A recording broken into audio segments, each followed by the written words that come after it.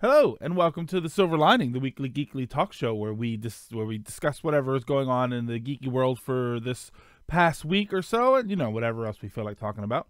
I am your host, Uncle Silver, aka Silver Greg, aka Greg, whatever you feel like calling me at whatever time you feel like calling me. Welcome to you, my co-host, the chat. I love having you guys here to talk about this stuff because it's always much more interesting than me just rambling on for 2 hours. So welcome everybody. Welcome, who is that? Lilac, Ziego, Rooster, Sean, Rye, Otaku. Yeah, whoever else we got here. Lilac. I don't know if I said Lilac. I think I said Lilac. Welcome everybody. I hope you had a good week. I hope you're ready to discuss some of the things and do half my job. Because I have some topics, but I never really know how much mileage we're gonna get out of these topics. It was an okay week. I don't know. It was just kind of okay. Like, there wasn't anything spectacular going on. We'll discuss this a little bit later, but Thanksgiving is coming next week. This is technically the last show before Thanksgiving, so the next show will be Black Friday. Hopefully, we'll be able to do a show then. But they have already started Christmas music, so I'm already being driven crazy. So we'll talk about that later. But we want to talk about Detective Pikachu, the Love ROMs lawsuit. Nintendo won $12 million in a settlement against Love ROMs. But it's not as cut and dry. So I'm a little bit interested in that. The Game of the Year nominations for the Game Awards came out, so we'll discuss those and see if we even care. And Sony announced that they're not going to be at E3 2019. I don't know exactly what that means, if they're not doing a full-blown presentation or if they're not showing anything at all. So we'll see what happens there. Because, Nintendo has skipped... We'll talk about it. So before we get started, I wanted to share a couple of pickups that I had. I love Christmas music. I wanted to share a couple of pickups that I had. I went to the Goodwill store, like I always do, and they had a bag with a PlayStation, like a PS1, the big gray one, the 7500 model. So not the one with the composite outputs on the back. 2 controllers, the wires to hook it up, and then I want to say about 25 games, all in a bag for one thing for $35. I was about to jump on it, and I said, okay, hold on. Hey, Toadvine. Hey, Heart Goggles, what's going on? I was about to jump on it. I was about to buy it, and I said, can I open it up and look at the games? I want to make sure, because when I see a big pile of games like that, my immediate thought is, oh God, here we go. They're all a disaster. Sorry, I was eating French fries right before we started. So I open them up. One of the games in there is Parappa the Rapper. I open it up and it's Game Doctored. For anybody that is familiar with Game Doctor, that means it is shredded in a horrible looking way. Maybe it still works, but it looks like a disaster. So, oh God, this is what they're all going to look like. Rocky Bear, Lizard and Crimson, what's going on? So I start looking at more of them, and most of them are not Game Doctor. They're just scratched up. There's missing manuals. There's all kinds of crazy stuff. I find a few games that I actually want, though. So I asked the person there, listen, I don't want to buy all of these because it's at $35, there was plenty to put into my collection, but there was a lot of junk in there. There were a lot of games that were in terrible shape, and I could have bought it and sold the rest, but I didn't feel like going through the trouble of selling the rest. So it was easier for me to say, can I buy a few of the games individually, and then you can still sell this all for $35. so she said okay. She wanted to make sure that I wasn't trying to buy half the games. So I told her, no, it's just a few games that I see in here that are in decent shape. That, to be honest, I'm telling you guys, it's stuff that I might not even keep. More than likely, it's going to be stuff that I trade away to other people. But it's stuff that I know other people want, so it was worth it for me to get that. Crash Team Racing, which is actually in pretty decent shape. I may hang on to this just because it was a good, it's a good kart game. It's really fun. Jammer Lammy. This game is actually in pretty decent shape and everything is in there. So it's this is one that I have, but I'll find somebody to trade it off. It's not exactly $1,000 game or anything, but it'll be fun to trade off. Future Cop LAPD. I've been wanting to play this on the stream. I have this game, but I don't have the manual, and I think this disc is in better shape than mine. So I'm going to take the manual out and then look at the discs and keep the better one, and then this will go. This is like a $5 game. This is not really a big deal. And this one I was very excited to get. Marvel Superheroes. I was actually really, really excited to get this. It's in great shape. The manual in there is everything. The manual is in there and all. I mean, it's got some scratches on it, but most of it is just a bunch of superficial scratches. This was separate, but I picked it up anyway. They had a few PS2 games. They had Frequency and Amplitude, which were these sort of button-pushing rhythm games. And then the Evil Dead game for PS2. I had to look at my list. I have Frequency already, so I didn't buy that. And then the Evil Dead game I wasn't really interested in, but I picked up Amplitude. Unfortunately, we can't play it on, we can play it on stream, but I couldn't put it over to YouTube because it's all real legit music. So it's all copywritten, and the second I try and upload this, it'll get taken down. But on Twitch, we could do it live, but I would just delete the video after because the VOD after is going to be completely muted. So there's really like no point. Gaming grab bag needs to have. Sean, I have seen and purchased from there the same setup where it's got the system in it, and then they, instead of pricing the games individually, they just threw it all in a bag and sold it as a bag of Genesis games, of Super Nintendo games. I saw one with Super Nintendo games like a year ago, but I left it because it was not. They were not great games. It was a lot of sports games and stuff. But I have seen that before. I bought one before that. They weren't in a bag. They were like literally in a bag, but it was all packaged together. It's probably my best pickups from Goodwill ever.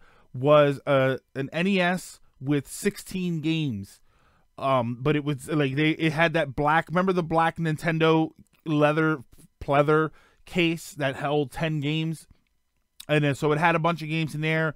There were some games that were boxed, but it was Final Fantasy 1 boxed with both maps and the manual inside. Thank you, Haunted Bone. Dragon Warrior 4 was in, believe it or not, Dragon Warrior 4 was in there. There was a Game Genie that had the book for the Game Genie, but inside it looked a little weird, so I opened it up, and inside the Game Genie book was the manual for Dragon Warrior 4. That was actually like 2 years ago. I too have a viewer topic. Oh yeah, we'll get to the viewer topic. So yeah, so those were my pickups. Nothing really significant. I do wish I would. I wish it was worth it for me to get the whole big bag of games. There was a lot of bad condition stuff in there. There were some okay games as far as collectability, like nothing valuable. But in all honesty, stuff I don't normally see. I don't see Rogue Trip very much, and that was in there. Two Vigilante 8s were in there. Vigilante 8, 1, and 2. There was Twisted Metal 1, 2, and 3, but inside the case for 2 was just another copy of 1. I mean, some of the games were game doctored. It was just all messed up. Hello everybody who stepped in. Teffy, weird. I was just going over I got some pickups from the Goodwill store, so I was just going over some of those and then talking about some pickups that I've had before. I do the Goodwill about every day. All right, so now that the junk is out of the way. Oh, hey Greg, why do I have a Triforce instead of a sword? Sean, your Triforce is your 12-month subscription badge. I changed up the subscription badges. I don't like them though. I'll be honest. Once I set everything up, I was like, I really don't like them. I am going to commission new badges, custom badges that are actually part of the channel and not, borrowed. So until I do, I'm gonna leave those there. I thought you might like the Triforce, but to be completely honest, like I'm seeing it right now, and even I'm kind of like, eh. So I'm either going to commission some or try and draw some. I just don't know. Hopefully I will probably commission them just so that they actually look good instead of whatever it was that I'm going to make. Imaginations, what's going on? How are you enjoying the new place? Imaginations. Because you moved in, right? No, Shadow, we have a process here. Ooh, I'm intrigued. All right. So I want to get started talking about this stuff. Our first topic today is a. I don't think it's a. I still download ROMs. I don't think it's a fireball of a topic. It's just, it came out, so I wanted to talk about it. Detective Pikachu trailer came out, and whenever topics come out, we're doing good. Waiting for Elliot to wake up and go thrift shopping. Nice. Whenever trailers like this come out, trailers for geeky properties, especially when you're talking about transferring animation into live action, it always raises a whole lot of issues. It always raises a whole lot of problems. The first thing I want to just get out of the way is Ryan Reynolds as Pikachu. I like Ryan Reynolds, so I don't mind it too much. Danny DeVito is a fun idea, but what kind of character does that make Pikachu? Danny DeVito if Danny DeVito works great as the short, gruff guy. You know what I mean? Like he's kind of angry and agitated. Is that the Pikachu that you want to see? You know what I mean? Like Ryan Reynolds, I think, does a good job embodying Pikachu as we know him now. I think Danny DeVito would have done a good job embodying the Pikachu that we saw at the very, very, very beginning of the show. The Pikachu that was a jerk to Ash. If that was the Pikachu the entire time, that would have been Danny DeVito and not Ryan Reynolds. But I would not have liked that character for very long. I don't like mean characters. So it was funny to see in the beginning of the show. But if that had kept going, I would have hated Pikachu more and more and more. So I'm glad that they didn't do that. Pikachu is derpy as hell. Charizard looks ugly in that trailer. I saw the model they use, and it looks better than that CG. It will look interesting. I'll have to wait and see before. Yeah. All right. As far as a story, I think the story's fine. I think the story services the show very well. I'm glad that the person isn't a Pokemon trainer. Kind of change it up a little bit. Detective Raichu would be. Yeah, I could see a Detective Raichu as a Danny DeVito.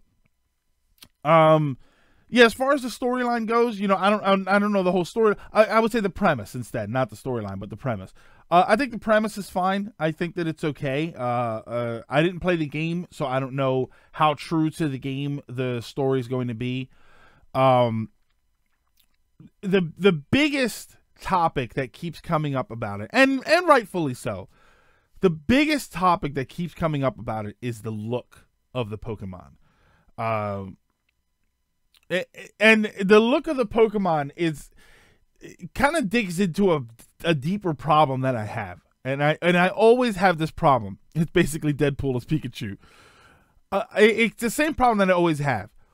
Why is it always one extreme or another when it comes to people talking about something?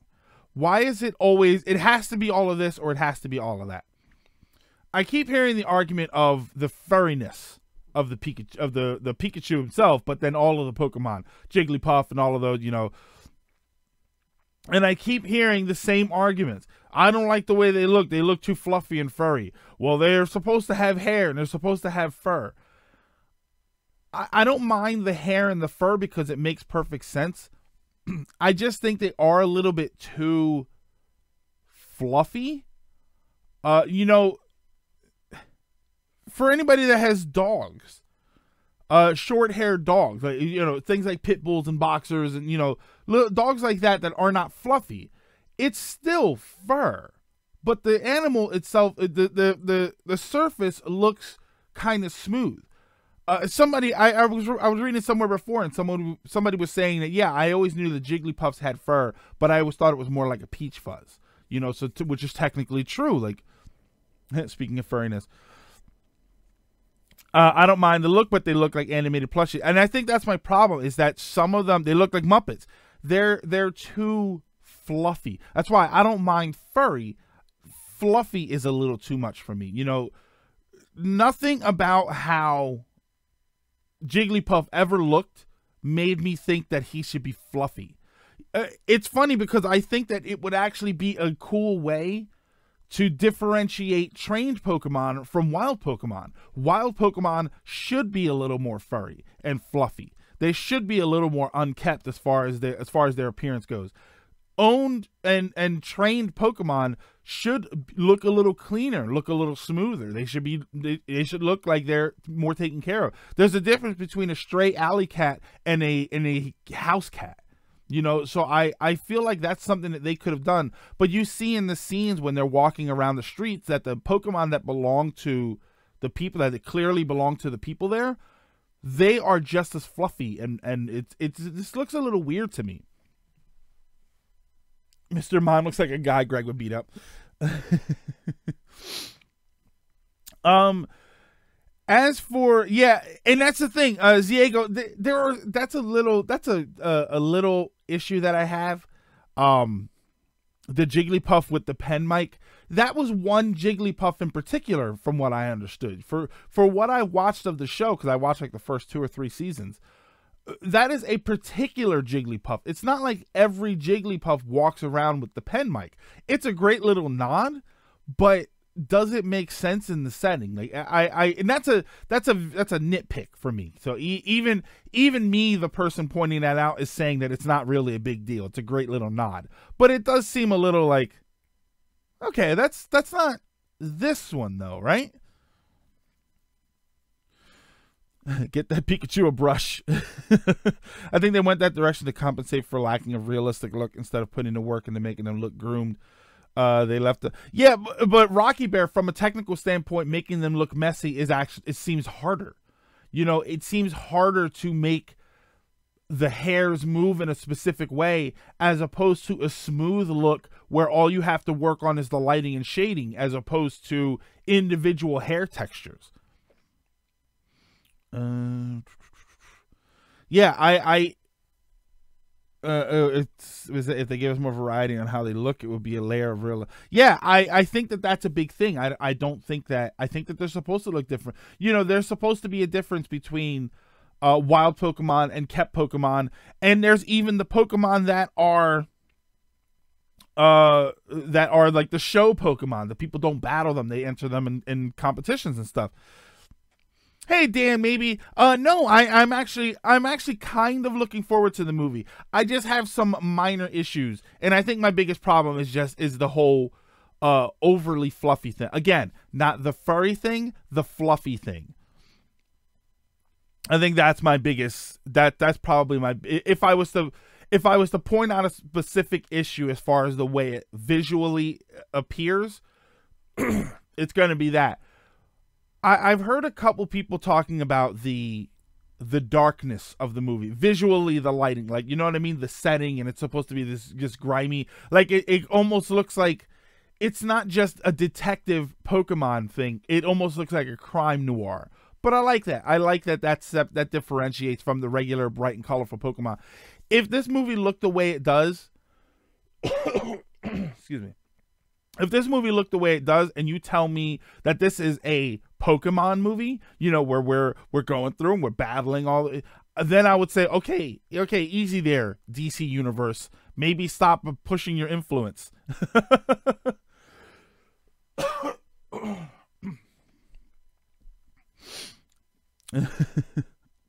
It's all right. It's all right, Dan. Maybe nobody's attacking it, but please don't come in here and start attacking other people. I'm wondering how close to the Detective Pikachu games the story is going to go. Film looks a lot. That's why, yeah, visually, I mean, this is it is WB. Oh, well, then that makes perfect sense. Is it WB Legendary? Is it?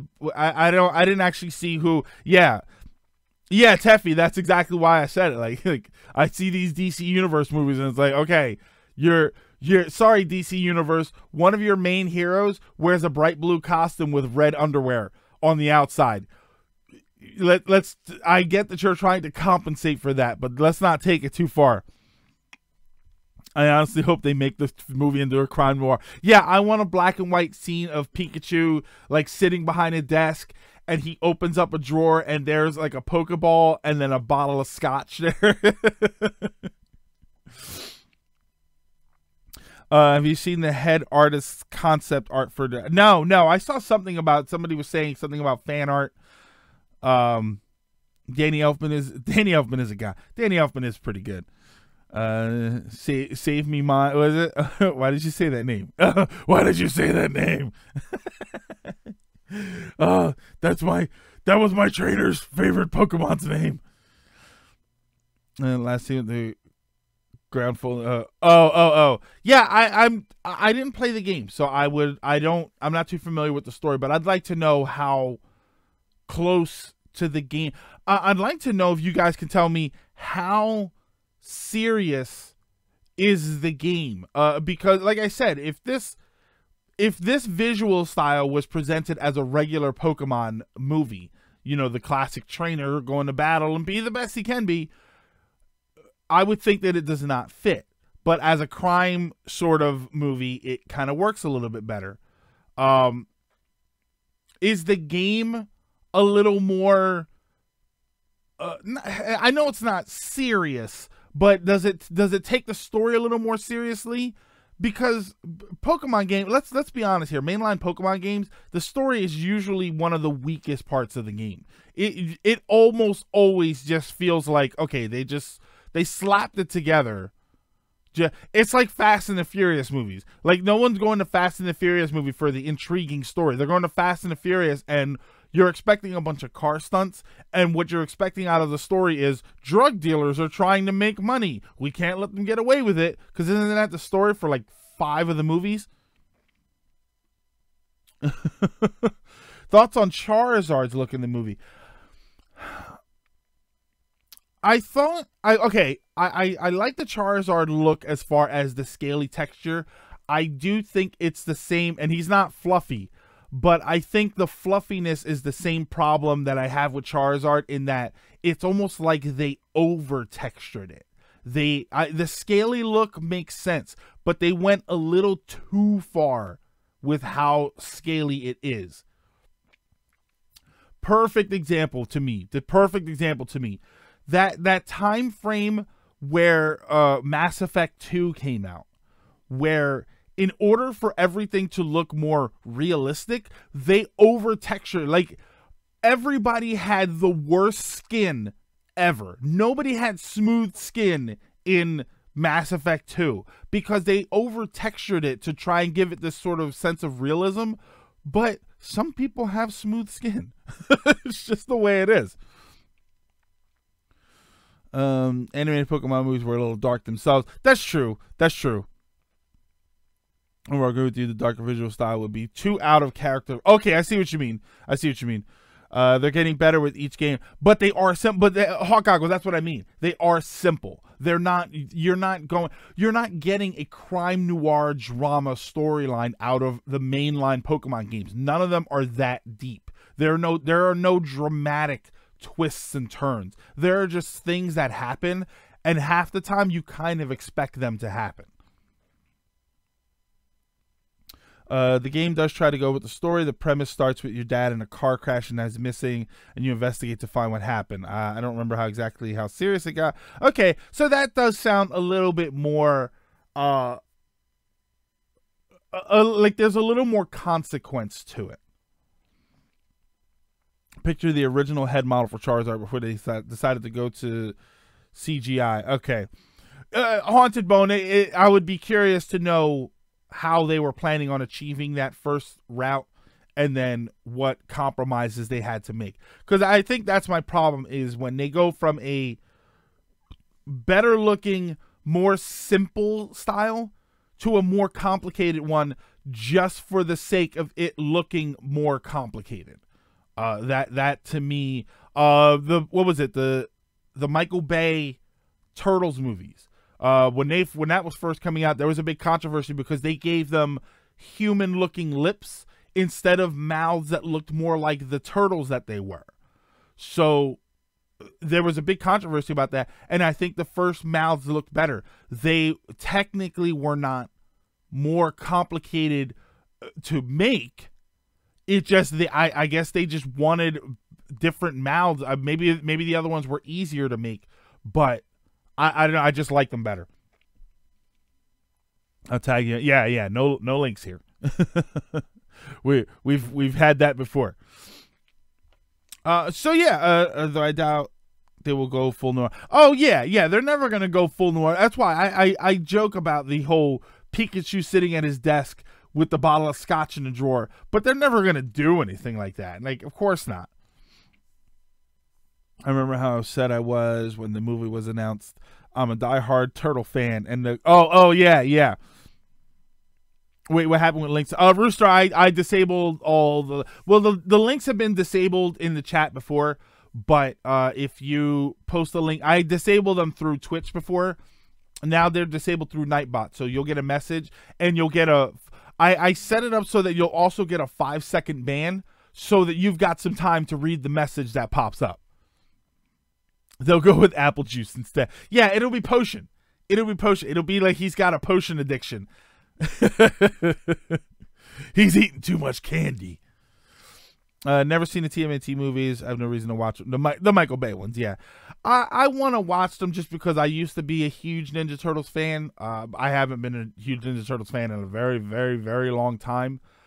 But I wanted to see them just because, it's a reboot. When they make those reboots, and we've talked about this before, I think with the Gem movie and with the Thundercats show.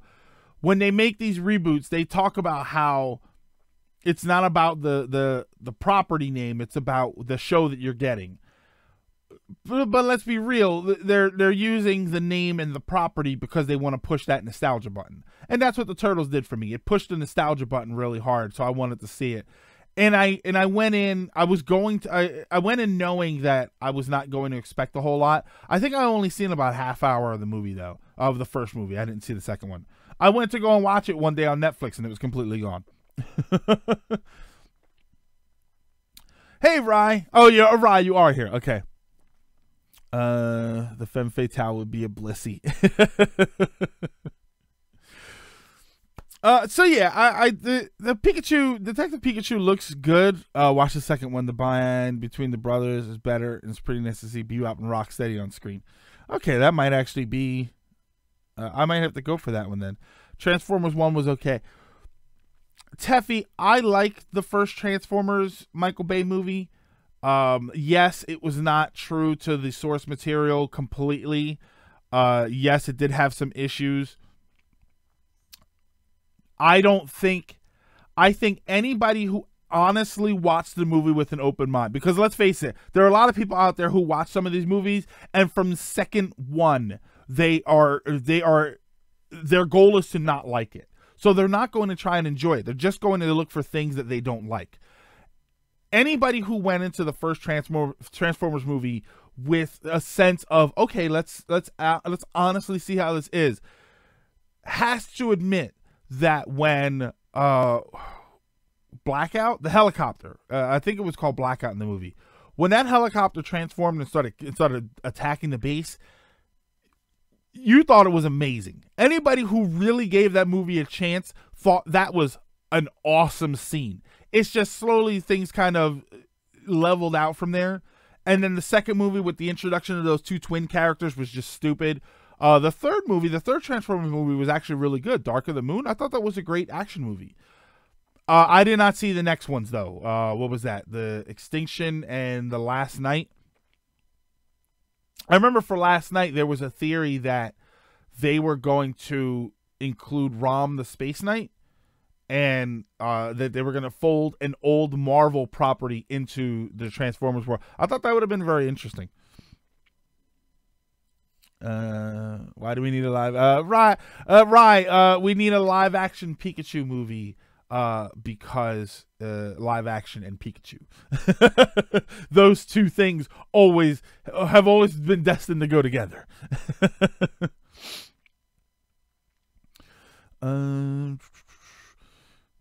We don't, but it can still be fun if you're going to see it. Don't go expecting a great story or anything. Yeah. And that's in line, like that's exactly it. Just enjoy they're called popcorn movies. You're not supposed to go in there and be riveted by the story. It's not supposed to change your outlook on the world. It's not supposed to be winning any Oscars or Emmys or whatever. I think Oscars are the ones that movies win. It's not supposed to do any of that. It's supposed to get you into the theater. It's supposed to sit you down. You're supposed to eat some snacks. And you're supposed to watch the spectacle unfold in front of you. That's all it's supposed. That's why when people bash Fast and the Furious, like Fast and the Furious is ridiculous. Like, of course it's ridiculous. You know what else was ridiculous? The Transporter movies. You ever see the Transporter movies? Each one got more ridiculous than the one before it, but they're great.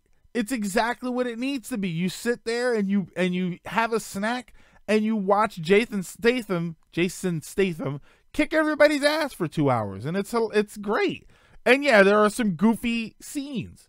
You know, the car. There was, what was the one movie? I think it was the second one that he had a bomb under the car, so he jumped a ramp on an angle, and like there was a crane like hanging down like this, so he flipped the car so that it knocks the bomb off of the car, and then he land. Like nobody who was watching that, nobody who was making that scene watched it and thought, man, the realism is off the charts with this scene.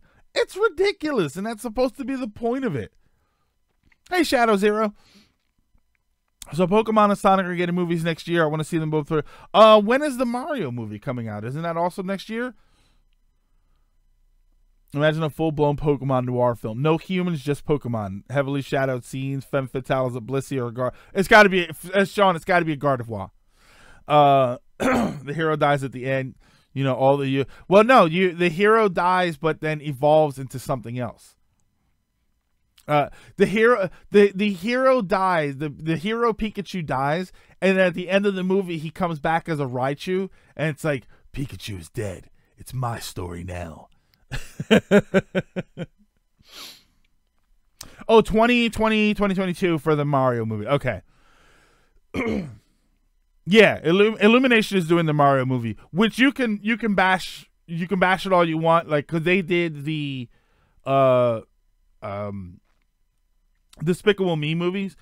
You can bash the Minions. Ideas are intriguing to me, and I wish to subscribe to your newsletter. Who's that? Flutters, thank you for the follow.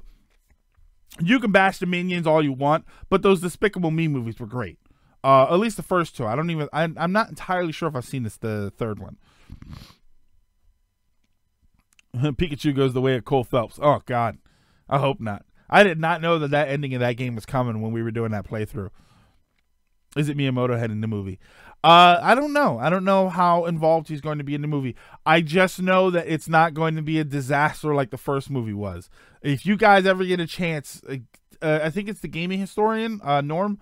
They did. I think it was Gaming Historian. They did a it was like a 25-minute episode on the history of the Mario Brothers movie, and that movie was like a disaster from day one.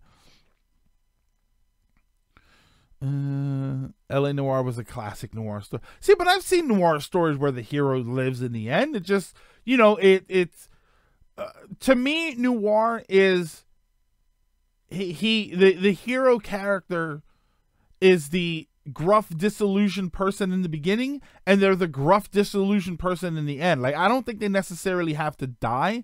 I'm just used to the idea that for that character, almost nothing changes.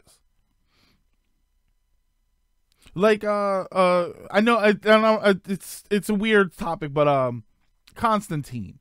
Like, if you've ever seen the movie Constantine with Keanu Reeves, I get a sort of noir vibe in that, in the sense that there's this story, there's this drama going on, and then by the end of the movie, he's still the same guy, essentially. Like, nothing changed. He's disillusioned with what people, who people are in the beginning, and he's still that way in the end, except he was chewing gum instead of smoking a cigarette. Yeah, enough of them for it to be the trope, Sean. I get that. Yeah, they don't change, but the story is interesting, and that's the thing with crime noir. The story is what's supposed to be interesting. You're not looking for character development necessarily. You're looking for a story to carry you through it all. And that's kind of what I'm expecting with Detective Pikachu. I'm not, like I said, I'm not expecting some gruff crime drama, but I am expecting a movie where the story, as opposed to the spectacle of seeing the Pokemon on screen, I'm expecting the story to be the interesting thing. What's a bone? Yeah, I came here for the plot. Yeah, and Hawk Goggles. Let's be honest, with mainstream Pokemon games, you could never really say that. You could never really say, I'm here for the plot. You're here for the new 100 Pokemon.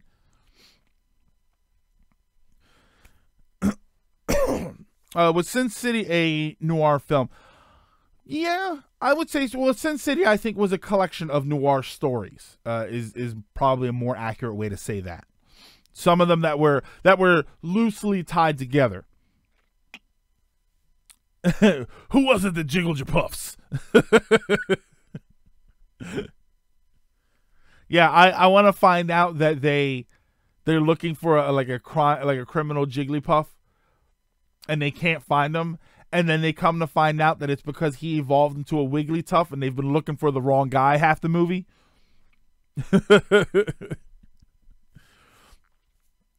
Okay. Oh, Sean, we always go off topic here. You know how it is. Okay. I do want to jump topics though, so we are going to jump to. Oh wait! I got a noise for that. Hold on. All right. See, I'm getting used to using the sound. I think the problem with the soundboard is that even now I'm still not used to it being there. The next story is a little interesting for me. And I guess I won't ever know the main question that I have about the next story. Hey, Straight De Niro. Nintendo won a lawsuit against a website called Love ROMs, and they were a ROM distribution company. We've talked about ROMs here before, and I have specific feelings about them. Which I can explain. I like them, but there needs to be some understanding about them. Excuse me. So they won against this website. So the website is pretty much shut down. Nintendo being stupid again. This is why they're not necessarily being stupid, and I'm gonna explain that. And it's part of the question that I have with them. So they win this $12 million lawsuit. The website shut down. I think it's like a married couple that runs the website. So I don't know that they have $12 million. I would be amazed to find out how much they make off of this website that Nintendo, because I think originally it was $100 million. I would be amazed to find out how they came to this number as a conclusion. Because $12 million is a lot of money to be running a website that runs ROMs and distributes them for free. So obviously they run ads and everything. Here was the issue. Okay. They're protecting their property.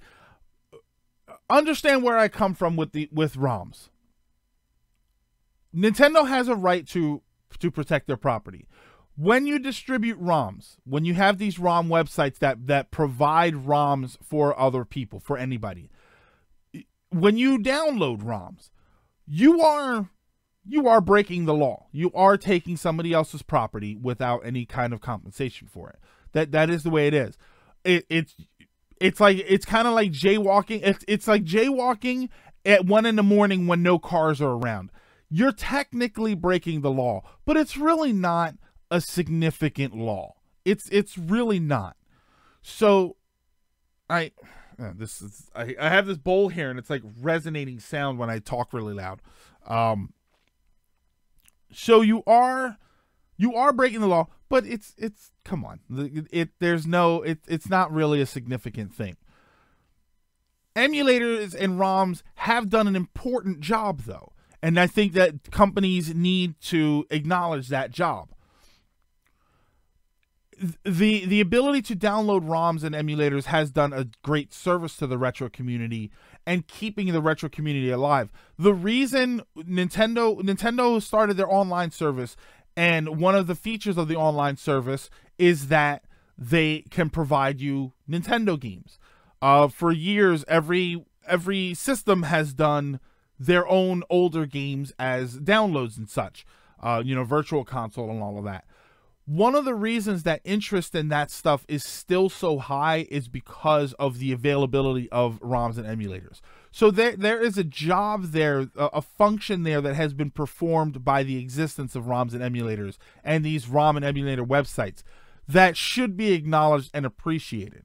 So I do think that it's still an okay thing to do. Games like Mother 1 and Earthbound, whenever, yeah, I downloaded a ROM and tried an older game, and then I bought the physical card. Yeah, they have done a good job of maintaining interest in retro gaming as a preservation person, as just a player. Like, I appreciate all the work that they've done, and I think that the company should appreciate it too. That being said, yes, you are technically taking their property without paying for it, even though they are normally not providing a way to get all of these games. It's one thing. If you want a copy of Super Mario Brothers, there are 1,000 legal ways to get it. If you want a copy of Hagane on the Super Nintendo, it's well out of reach unless you download a ROM.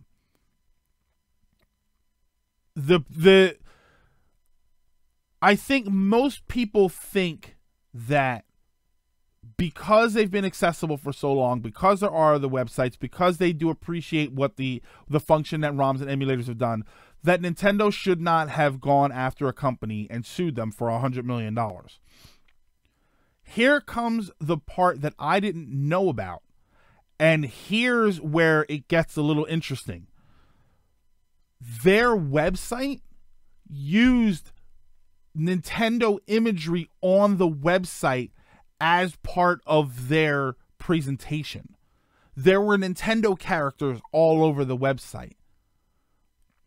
That is and this is the question that I had. How much of the $12 million settlement was related to the fact that they were using Nintendo characters and IP and art and imagery on the pages of the website? That's what I'm interested in. Because they realistically, yeah, there are a lot of websites that distribute ROMs and emulators out there that if that was all this settlement was for, Nintendo's going to go after these other companies. Love ROMs in particular was using Nintendo imagery to advertise their website. You go to the website and it was Love ROMs and it was huge Mario characters and stuff like that. I'm wondering if that's where the $12 million comes in, or at the very least, how much of the $12 million was related to that. I would not be surprised to say all of it. You know, I wouldn't have been complete. I would not have been surprised if the court said, look, we can't give you $100 million for them doing the ROMs because there's 100 other websites that are doing the ROMs. But these other websites are not using your characters. Love ROMs was using piranha plants as part of the logo. That is where I think the victory in the lawsuit came from and where the bulk of that $12 million came from.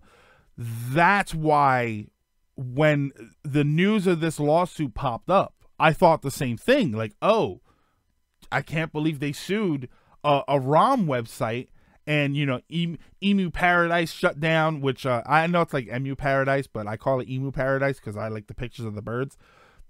But, you know, you see all of this other stuff, and it's like, okay, well, why weren't any of these sued? And I honestly think it's that. I think it's the advertising that they were using on their website. I think that is where the problem came from. That's stealing the company's characters and tricking customers into thinking it's an offense. Yeah, and Rye, I don't think they were intentionally doing that. I don't think they were saying, hey, Nintendo allows us to do it.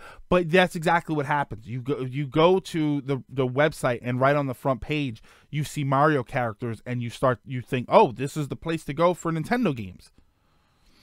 Yeah. See, Rye, and that's exactly why I wanted to say it that way, because I thought the same thing. I thought it was a little strange that a court would even award them that much money. But yeah, they were using their characters. So there is definitely a property issue there. Because like I said, I downloading ROMs is illegal, but it's, you know, it's illegal like I said, it's illegal like jaywalking at 1 a.m. with no cars around anywhere.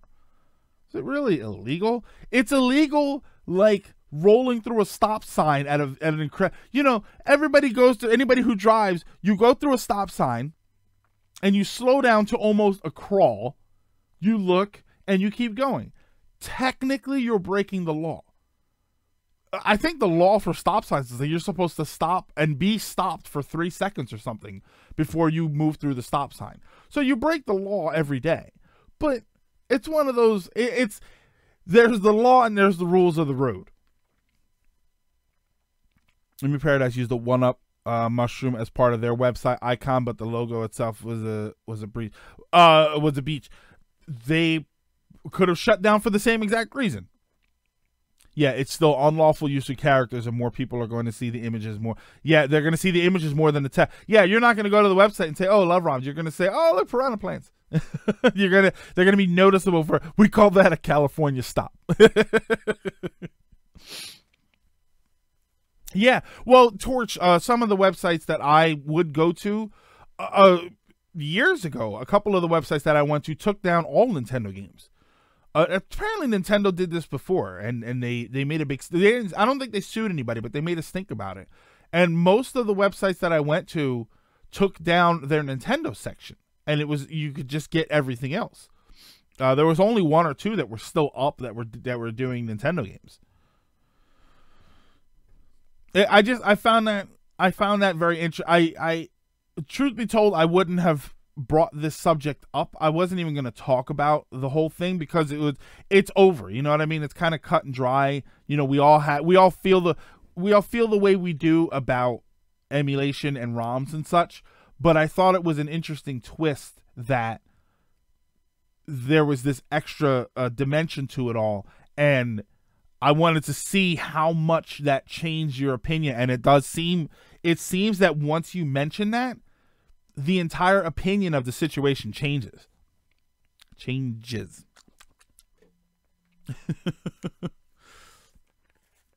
I remember when Cool ROMs lost their Nintendo game. You know, yeah, Roll Rooster. I wasn't going to say anybody specifically.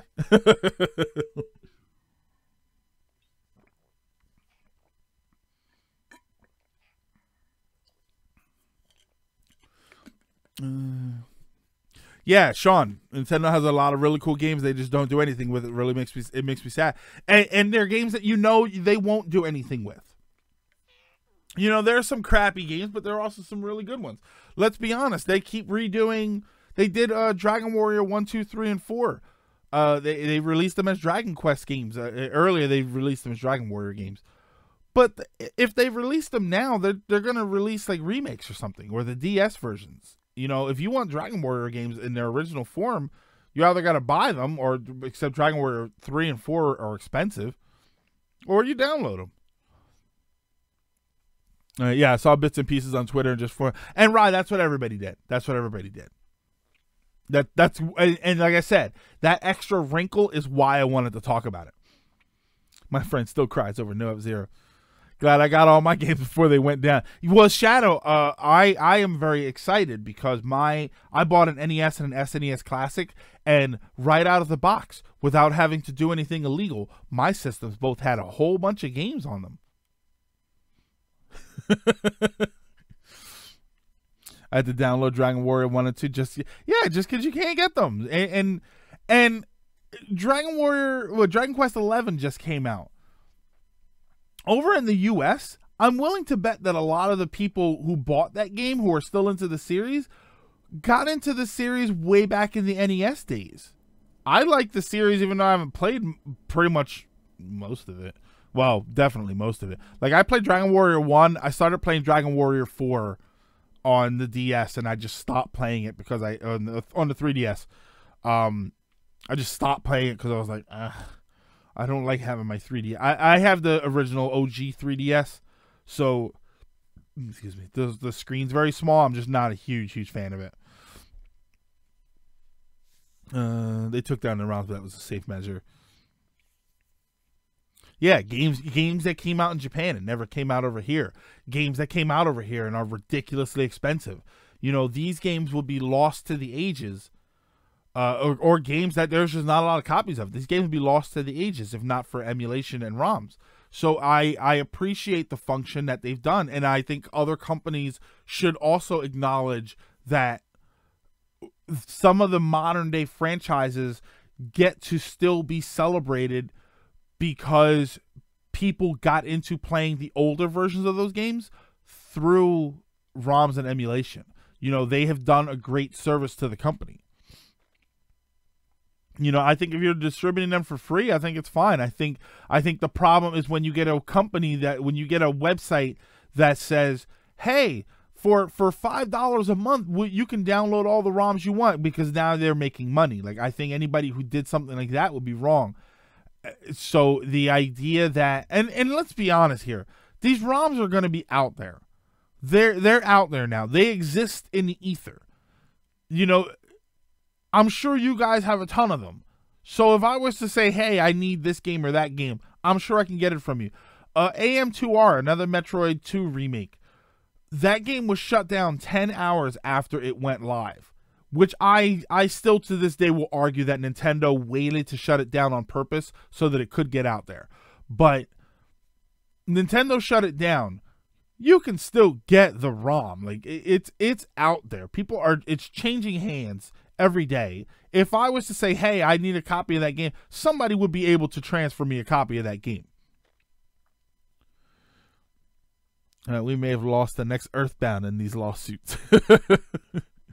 No, we're still waiting for Mother 4. Companies like Nintendo really should look into rental services for their old games, so that way they have... You know what, Rooster, though? You know what the funny part is? I wonder if Nintendo has the ROMs for these games. I wouldn't be surprised if they go and start downloading ROMs from ROM websites so that they can start renting us games.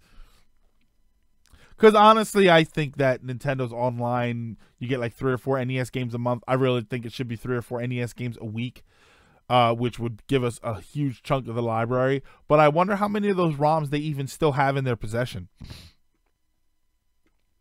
I found AM2R a year after the game was DMCA'd by Nintendo. You can still... Yeah, that's why. In all reality, these games are out there. They exist. They're not disappearing. They're not going anywhere.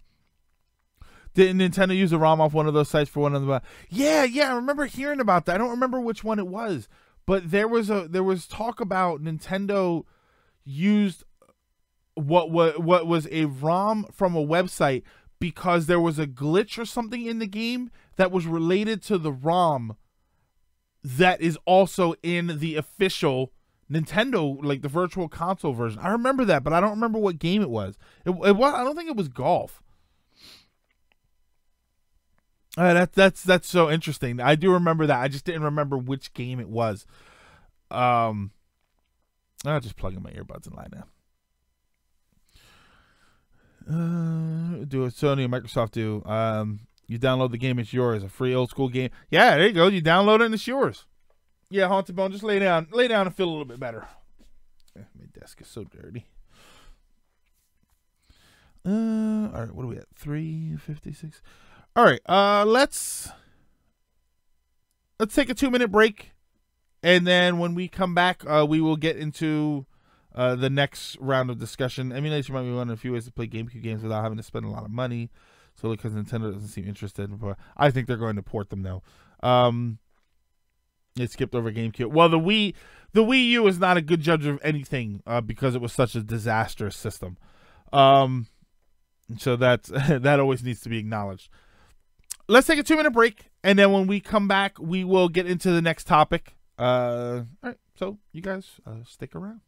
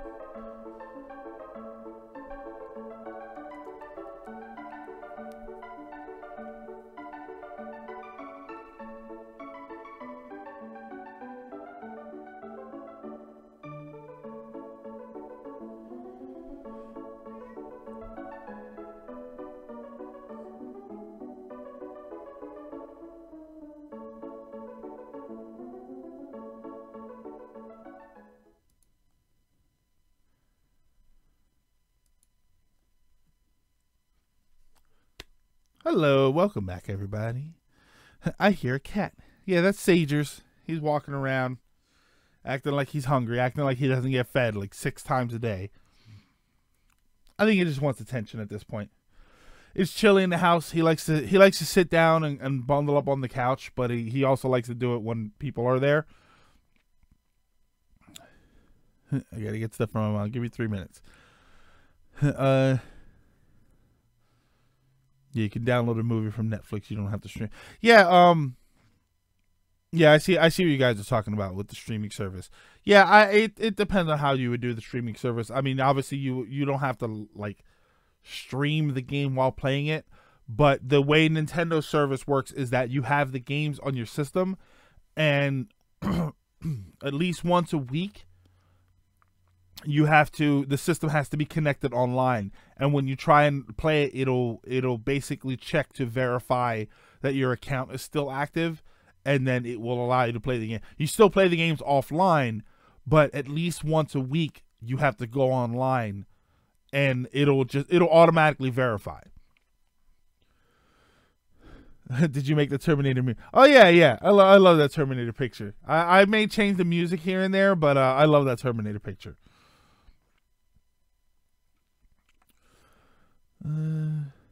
I know, but at that point, why limit it? Yeah, Sean, that's my only issue, is that why limit it? I mean, I get the idea of building suspense. I get the idea of that's why I say once a week, every Tuesday or something, every Wednesday, you say, oh, there's 4 new games up on the system, and you can download them, and you know, you'll have them to play. You know, you still, again, at least once a week, you have to turn your system on with it connected to the internet so that it can do the automatic scan, but then they're your games. My problem is just that there are not enough. 3 to 4 games a month is not enough to justify $20 a month, $20 a year, which $20 a year is not bad, but that's going to go up. You know, that's going to go up the very next year. You know, so you got to justify the money that you're spending, and it's not like you're getting better quality internet service. You're just getting the ability to play games online. Just let me buy. Yeah, Sean, that's also my thing though. Like, just let me buy them. You know, if you don't play, let's be honest, if you don't play Splatoon, if you don't play was it Rocket League, you don't need the online service. If you don't play either one of those games, you don't need the online service. Fortnite doesn't actually require it. Fortnite, I think Fortnite goes through their own servers. You don't need the Nintendo internet to play Fortnite, I think. I don't know. Rocket League might actually be the same way, because doesn't Rocket League have its own servers? Oh, Mario Kart. Yeah, I didn't get Mario Kart for the Switch. I had it for the Wii U, and I had all the tracks, and I had everything, and I had all the DLC, so it's just not anything new for me to play. And now Pokemon's going to need it, yeah. I enjoy Splatoon, but even at a discounted cost, I can't justify Nintendo Online for one game. Yeah, it's weird. It gives the online service another reason to exist. Yeah, and then Smash, Smash too. Smash is going to probably justify it. Again, assuming that we get a decent quality online service with Smash. Is Smash supposed to be peer-to-peer, or is that supposed to be servers? There's Diablo 3. Lilac, there's Diablo 3, but when I played Diablo 3 on computer, and I had no interest in doing any of the online stuff. Like, I talked to some guy, and every once in a while we played, and that was rare. Like, I have no interest in playing those games online with other people.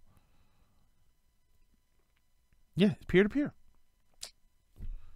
So what you're telling me is that whatever problems are going that plague Splatoon's online service are also going to plague Smash Brothers online service. And you're paying for it. That's why you're not paying for better quality. You're just paying for the ability to do it. You know, it is essentially paying for a hotel room so that you've got a roof over your head, but the hotel room has nothing in it. Like, there's no bed, there's no couch, there's no TV. It's literally just a room that you're allowed to be in, but they don't provide you any quality amenities or anything like that. That's kind of what it is. Just get an Ethernet cable. Ziego, an Ethernet cable, that's what I use. but an Ethernet cable doesn't change the fact that somebody else might not have an Ethernet cable. And that's the thing. That's why. But peer-to-peer means that even if you are using a LAN adapter, it doesn't mean that other people are. So if their connection is bad, it's going to screw up your game. Most fighting games are peer-to-peer. The server companies pay for the servers. Companies pay for it's just for matchmaking. Okay, yeah, I don't know. I mean, it's we are internet engineers here. We are internet people here. I don't know how it all works.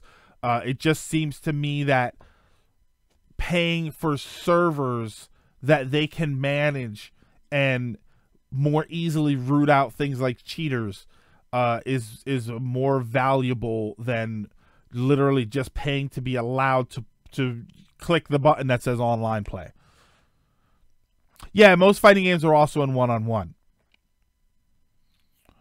Diablo 3 is essentially a beat 'em up. It's essentially a beat 'em up with spells. Yeah, hack and slash. That's basically what it is. With some RPG elements. Okay, I'm gonna mix things up here. I have a different topic here set up, but I'm actually gonna move that topic elsewhere. Hold on a second here. Hang on. I wanna change the. There we go. Because I may not want to get to the last topic. The Game of the Year nominations. Hang on a second here.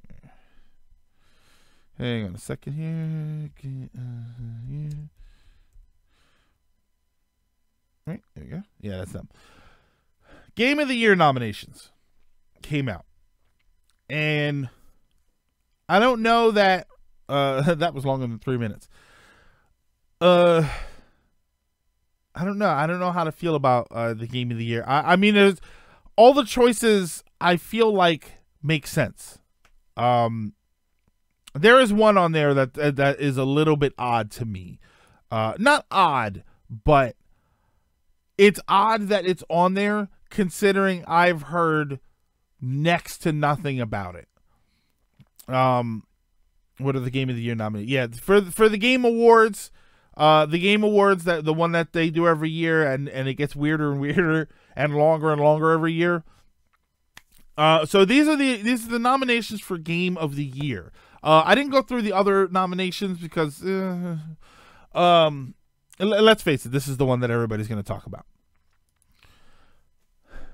There's one that I do think is a little weird that it's on there, and there's one that I think is amazing that it's on there. If you guys know me, you'll know the one that I think is amazing. Spider-Man is on there. Okay, that makes sense, right? It was a highly anticipated game. The people that I know that played it said they really loved it. I didn't hear anything spectacular about it. Spectacular. But I hear that it was really good.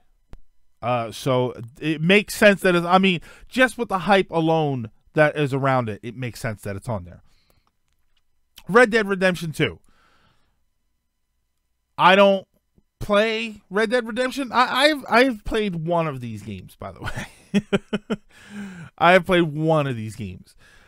Red Dead Redemption 2 seems pretty cool. Again, tons and tons of hype around it. The game looks very interesting. I'm hearing stuff about how good it is. It again, for the hype alone, it makes sense to be on there. Good game, but it lacked polish. Super Mario 64. This was a little bit of a surprise to me, just because I don't ever remember the franchise getting a significant amount of attention. Monster Hunter World. That is one of the games. That's not the weird one to me, but it is. I've heard of Monster Hunter. I have seen Monster Hunter. I am familiar with Monster Hunter, but I didn't know that it was so giant that it would be up here for Game of the Year. And you guys can tell me. I know that the people who do play it, and that's another thing that's another one of those games that I know a couple people who play it and they love it. Like this is the thing. This is the game that they play. Yeah, see, it's a really good game. Monster Hunter is a big game that people play forever. Yeah, so I can understand getting enamored with that kind of game. You know, I think Monster Hunter. I think its best feature that people seem to fall in love with are the army trucks and the military people. For anybody that has not seen, apparently they're doing a Monster Hunter movie, and for anybody that has not seen, that's the setting. That it is like U.S. military type people hunting monsters. Yeah, largest series in Japan. R-Wing, larger than Dragon Quest. Why do you say? Why do you say things that you know will hurt me? What? Do we not like the military, the U.S. military aesthetic of the Monster Hunter movie?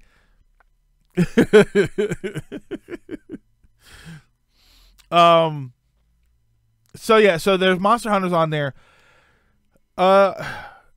Just from appearance and just from a combination of hype, a combination of videos that I've seen, a combination of videos of people talking about it, God of War is on there. That to me makes the most sense as game of the year.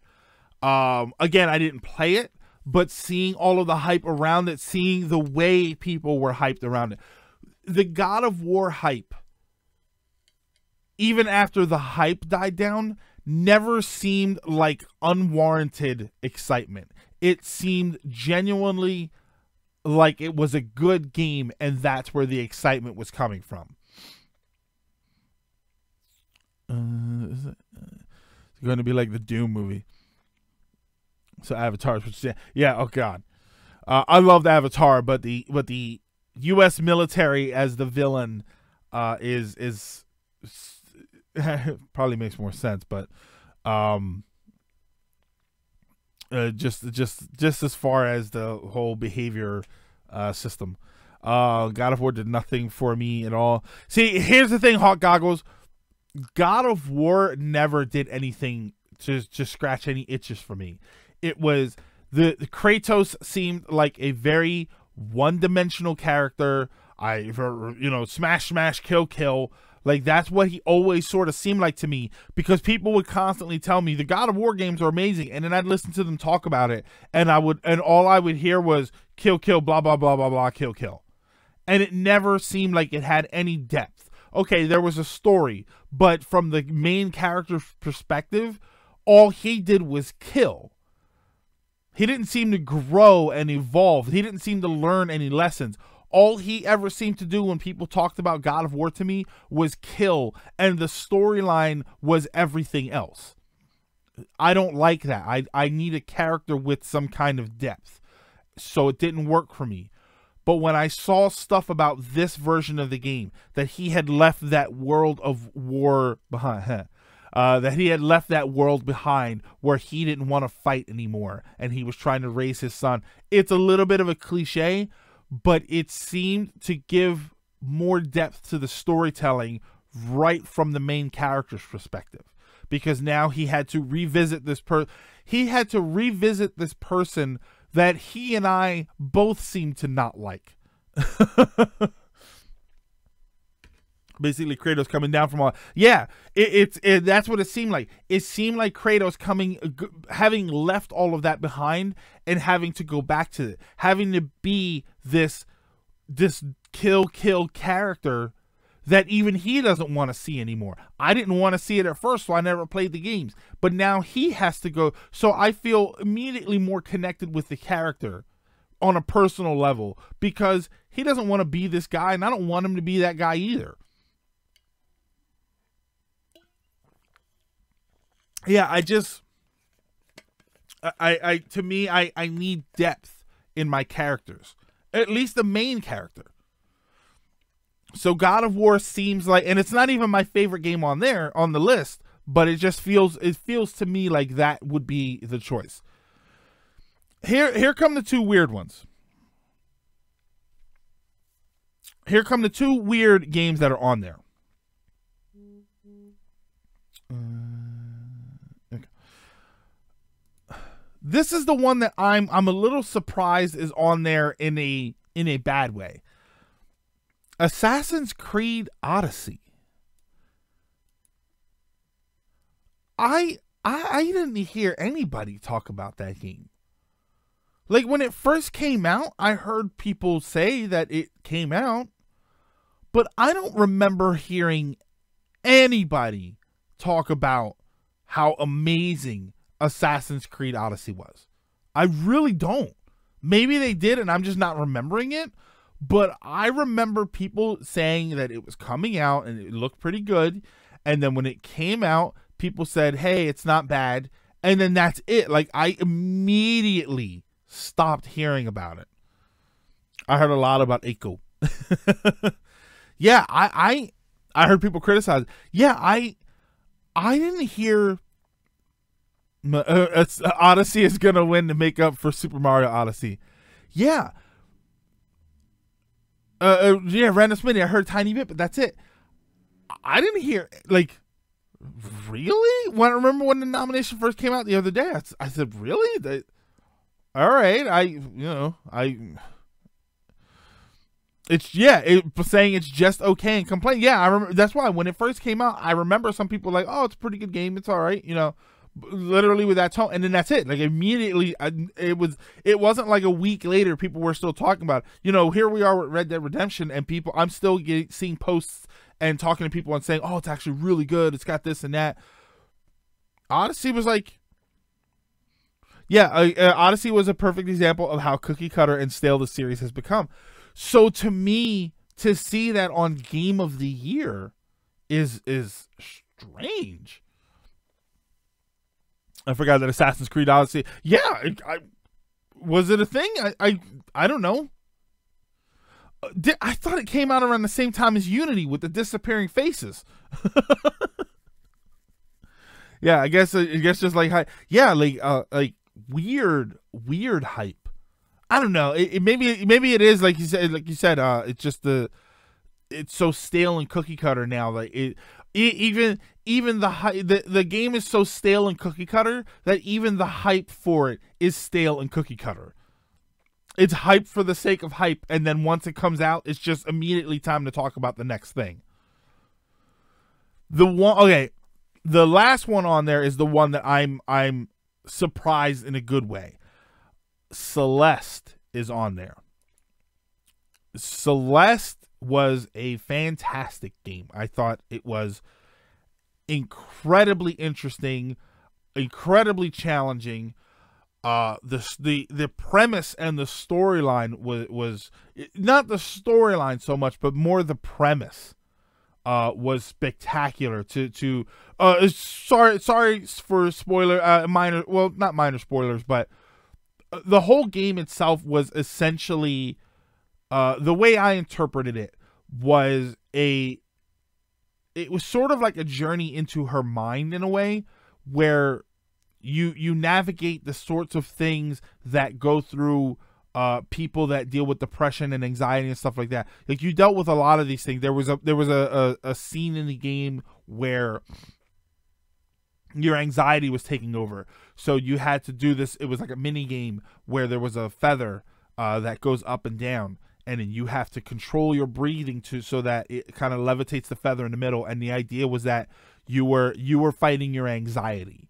Was how you were dealing with this. There's a dark version of the character which is, it's like the version of yourself that is trying to keep you down, and then she finds out that she is stronger when she embraces this character instead of running from. You know what I mean? Like, it's just they're not exactly what happened, but it as a game to play.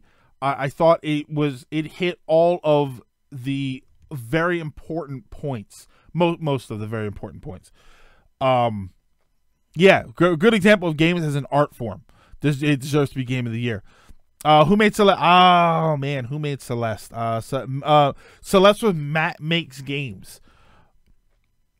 It was totally indie. And it was fantastic. We played it here. I think we played it here for a little while, and I loved it. I thought it was amazing. Do I think that it was the game of the year?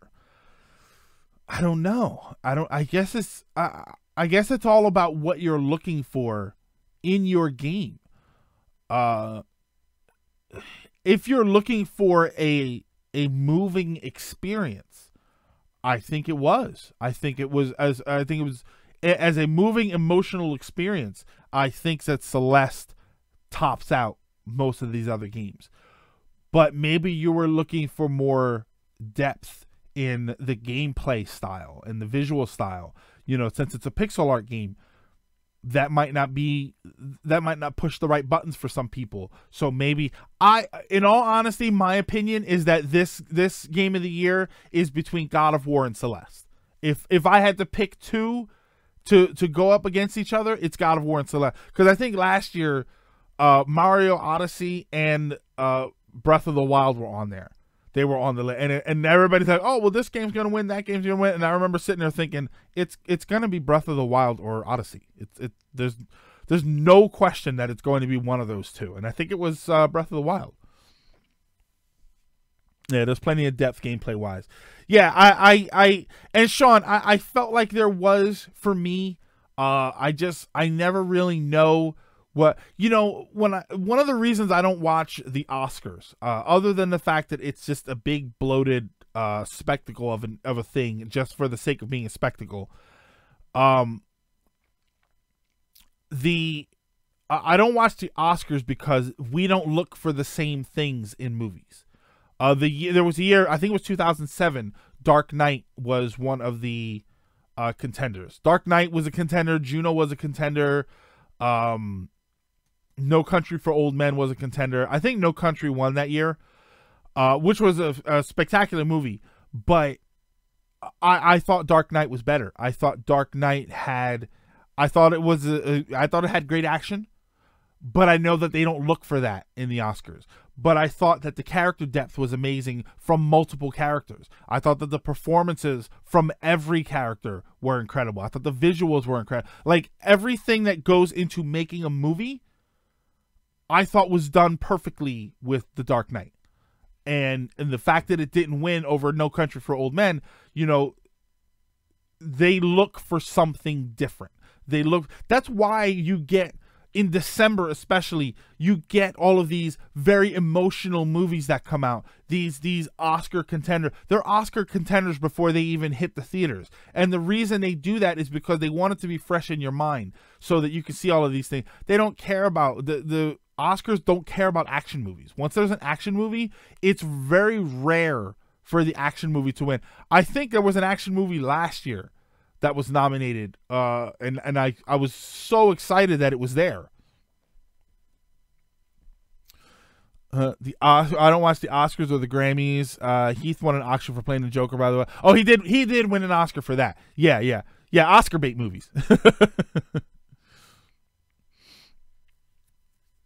It was an action movie. Wasn't it an action movie last year? The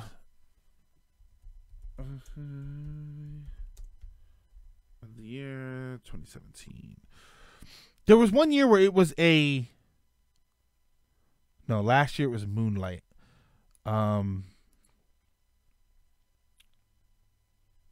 Man. Yeah, I don't remember. It might have just been nominated. I'm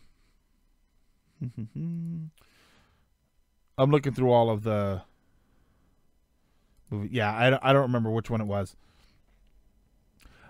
Fury Road. Yeah, it was Mad Max. Thank you, Torch. It was Mad Max Fury Road.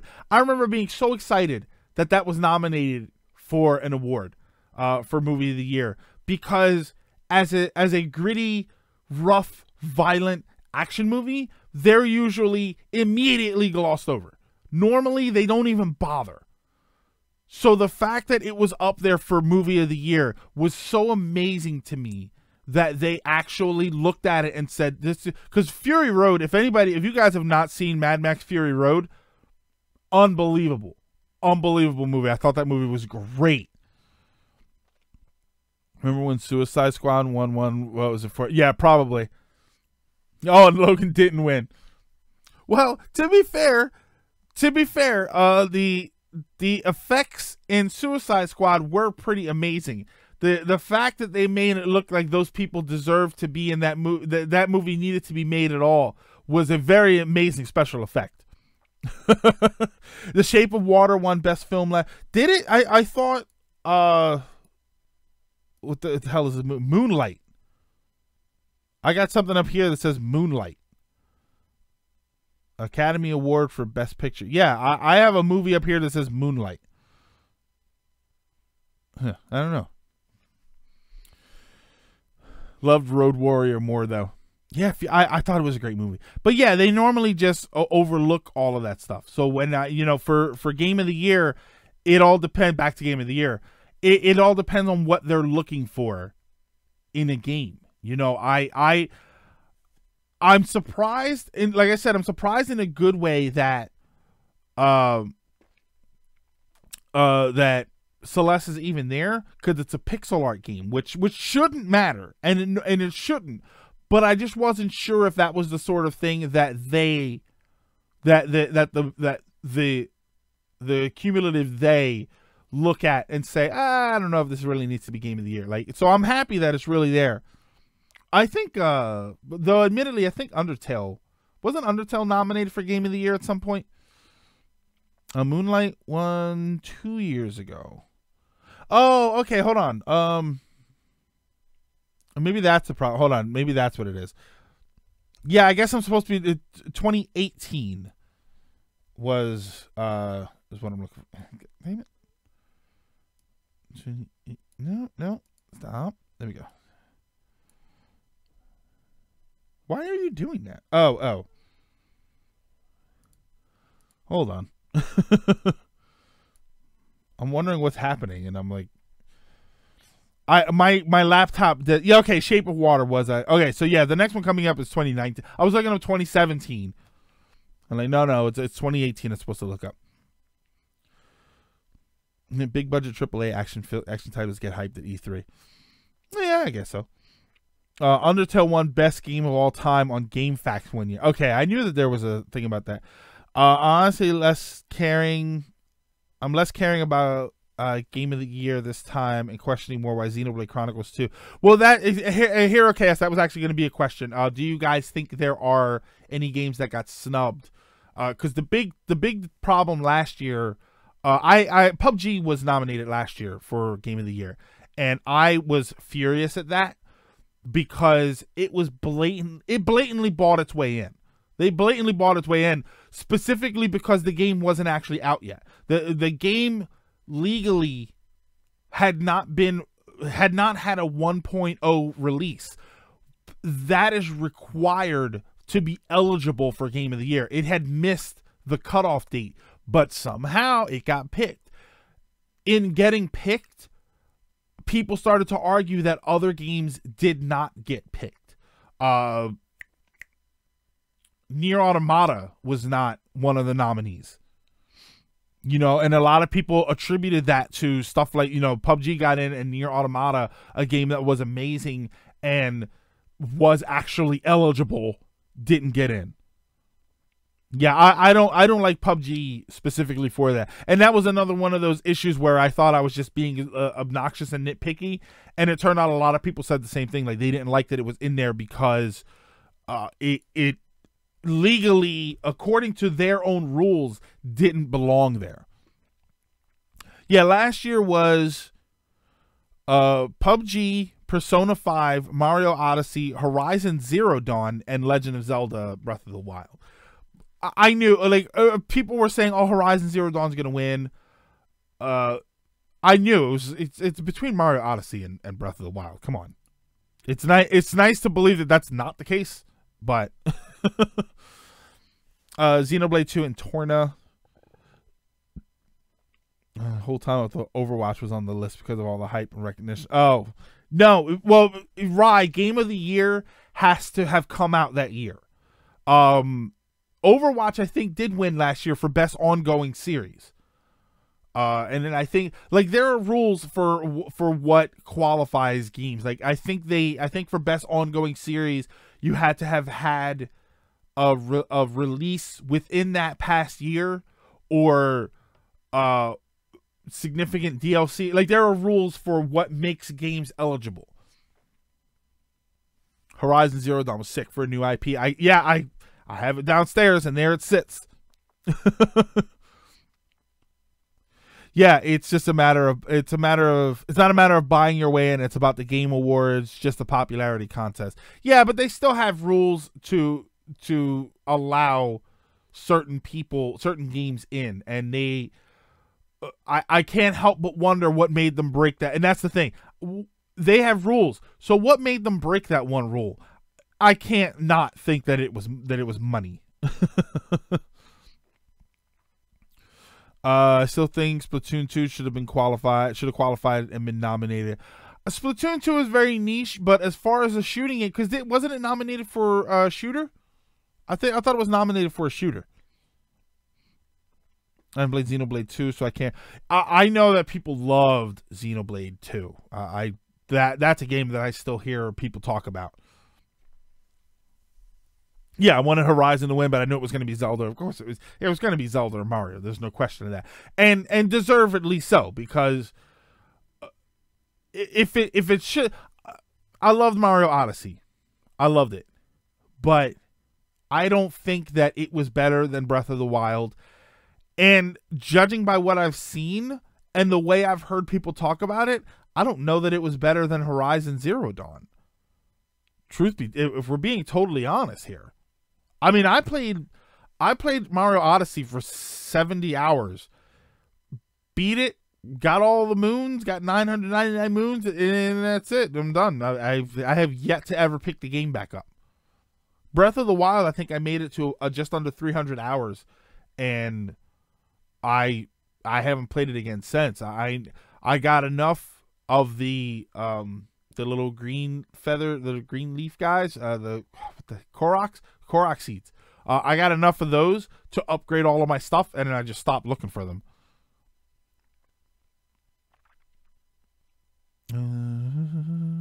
Not a big fan of the costume designs. I was nominated for Best Shooter and Best Family Game last year, but if the qualifier for ongoing game requires frequent updates or massive, Splatoon 2. Yes, Splatoon 2 would qualify. Honestly, I'm not really a fan of my. Yeah, I'm a fan of it in the sense that it was a good game, but I don't feel the need to be rushing back and playing through it again, and like it just didn't do it for me that way. I think maybe that's because Mario 64. I never played through Mario 64. When it first came out, I was more into 2D games, so the idea that everybody was shifting over to these 3D platform games that all felt kind of the same and were incredibly janky as far as how they controlled and camera angles and stuff.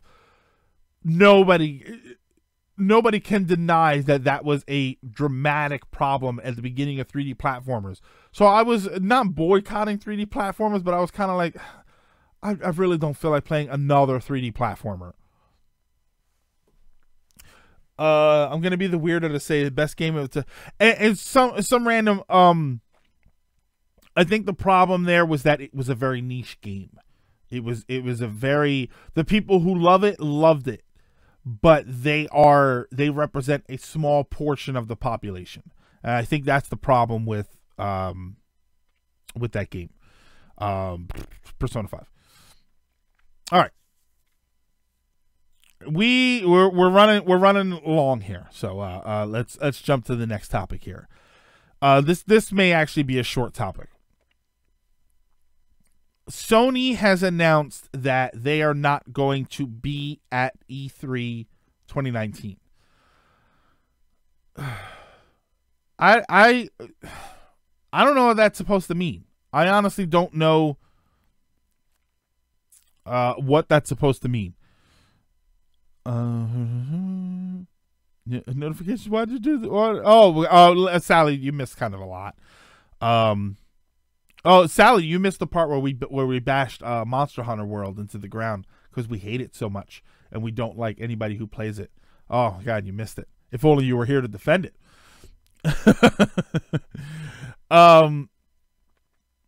Sony's not going to be at E3 2019. I don't know what that means. I honestly don't know what that means. Yeah, this is probably going to be the final topic. We were going to talk about Thanksgiving. We may have to just skip that. And thus, Greg was found. Yeah, I'll wake up in the bushes tomorrow. I'm not sure what I'm supposed to care about with Sony not being at E3. Because for the sixth time, I just don't know what it means. For a few years, Nintendo wasn't at E3. But what they did was they put out a special Nintendo Direct at the time when they would have had an E3 slot.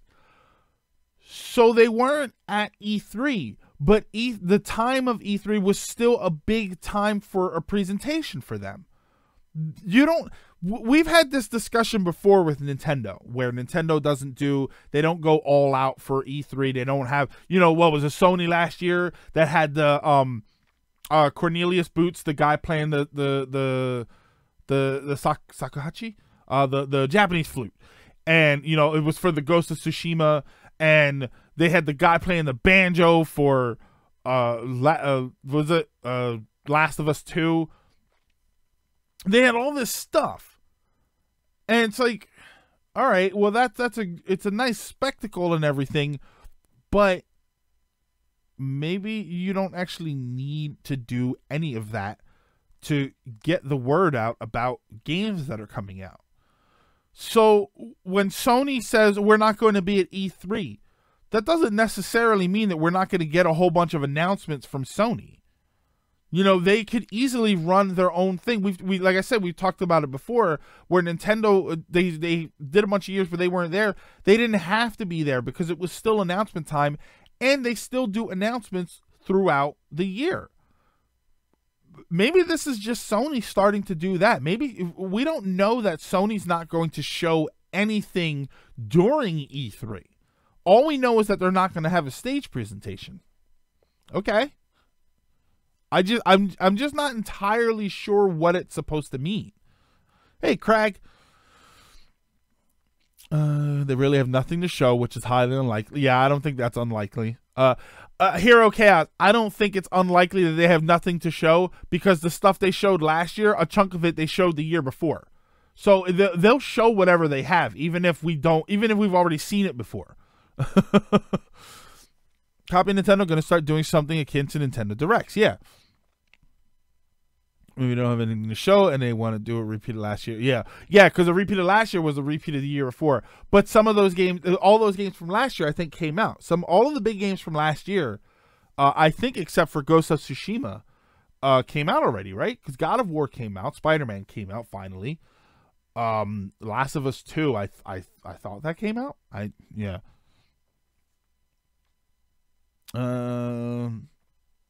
Kept showing the same stuff over and over, so maybe that's a thing. That's why I'm wondering if they're just like, you know what, we have stuff in the works, we're just gonna show you whenever we feel like showing you. Because really, that's what it really should be right now. I feel bad for E3. E3 was supposed to be the Electronics Entertainment Expo, and now it's just the video game show. Death Stranding did not come out. Is it still coming out? Every once in a while I hear somebody mention Death Stranding, and then I stop hearing about it. Weird thing for Sony is that, as far as we know, Sony's not doing anything. Yeah, they're not showing up at all. Okay, yeah, well, Hero Chaos, that's what I was asking. They said that they're not showing up, but they didn't necessarily say that they're not doing a video package, that they're not going to be making announcements. They could come out and say, okay, we're not going to have a stage presence at E3, but every day that week, we're going to, on our website, we're going to make a big announcement about a game. We're going to show a preview of a game. During the E3 timeframe, they could still make a whole bunch of giant announcements and not have a presentation at E3. That's why when people say that, I'm not. I think we don't know what they're saying yet. And as far as we know, they're not showing anything. They're not showing up in any capacity. Yeah, that's right. They don't have to physically show up to E3 to make big announcements. Nintendo hasn't done that. They did it last year, and they haven't done it for years before.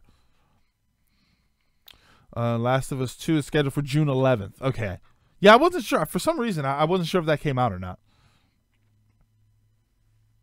The release for Death Stranding is before the Tokyo Olympics. I think it's because no one knows what for Death Stranding. No one knows what that game is. I think we know exactly what that game is. I keep seeing. I saw the videos for it and I saw the trailers for it, and everybody's saying we don't know what the game is. I think it's a 3D adventure game. I think that's all that it is. Like, all right, the story looks a little strange, but so do most games. Like Ghost of Tsushima, we don't really know what Ghost of Tsushima is either. But it's a 3D adventure game. It's like Onimusha in spirit, but I think that's all that Death Stranding. I think that there's this hype. I think that people have this thought that Death Stranding is going to be like a new way to play video games or something. And I think it's just going to be another video game. I'm pretty sure it's just going to be a 3D adventure with a radar mechanic that is tied to a baby hooked up to an antenna or something. I think it looked pretty cut and dry, straightforward. Yeah, it'd be more surprising if it wasn't strange. Yeah, I don't understand the confusion with Death Stranding when people say what kind of game is it going to be. I think it's going to be a pretty weird 3D adventure game. I'm not entirely sure what everybody's like. Do you honestly think we don't know what kind of game it's going to be? It might be a puzzle game. You know, it's not gonna be Tetris when it comes out. We know what kind of game it's going to be. It's probably going to be very good, but we know what kind of game it's going to be. But Onimusha for the Switch.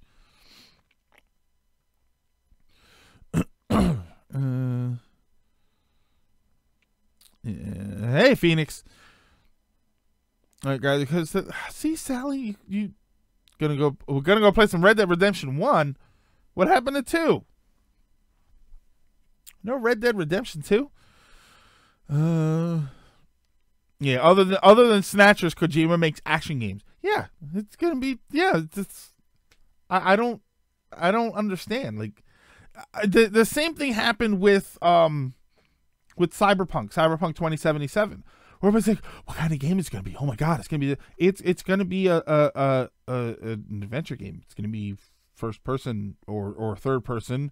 It's gonna be one or the other, which I forget which one it actually is.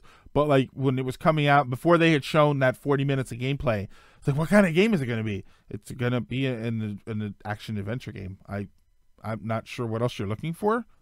You know, in a very, very, very amazing cyberpunk setting. I don't have 2 on the PS4. Okay, and I've never beaten 1. Okay, no problem, Sally. It's all right. I'm sorry that the notifications didn't go off. You gotta follow me on Twitter. Gotta click and remember to click that bell so you get all my latest notifications. Ugh, it's dirty. It's so dirty. Ooh, you suck. Blue Alive Downfall. I have not seen Blue Alive Downfall. Are we on viewer topics? All right. So that's pretty much all I have to say about that. We ran super long with actual topics. We don't normally do that. So I'm going to skip the last topic because I wanted to talk about Thanksgiving a little bit. But we're going to skip the Thanksgiving discussion, and I'm going to open it up to viewer topics. So if you guys have any questions that you want to ask of any kind, really, that's one thing. I want to make sure that people understand when they watch the viewer topics that it's not just gaming stuff. Like if you have any actual questions that you just want to ask, that's basically the time to do it. Ooh, I saw Planes, Trains, and Automobiles today. I love that movie. That was actually one of my mom's favorite movies. It's such a great movie. I can't not love it. In before viewer topic is Thanksgiving. Yeah. What am I thankful for? At this point, I'm thankful for the time to enjoy the things that are right and right the things that are wrong. I think that's probably one of the things I'm most thankful for in my life right now. So I finally played Deltarune and Susie is best girl. Ace Fox, I have no idea who Susie is. I haven't played it. I think I want to try and dedicate some time this weekend to playing the game. I know Sean had a topic that he wanted to. Thoughts on. Hang on. Thoughts of YouTubers such as Superwoman and Jack's Films and others having burnout. Thoughts on YouTuber and I'll just say content creator burnout. I think it's an unfortunate side effect of being dedicated to your craft, whatever that may be. Unfortunately, content creation is presents a unique challenge in that often what you get out of it is proportionate to what you put into it. So when people want to get more out of it, whether it's money, whether it's viewers, whether it's just enjoyment, you have to put more into that. And there becomes this situation of how far do you get into it before you are losing the fun and it's now becoming work. And I think that far too often content creators, especially the content creators that have moved to the point where they do it as a job, it's their source of income, they get to that point and go beyond that point in a much worse way. I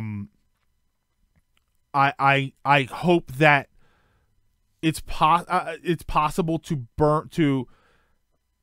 curb the feelings that lead to burnout. You know, that you want to take time, that you are aware of it enough to take time and relax periodically and have it not interfere with your work. Excuse me. But some call me Johnny.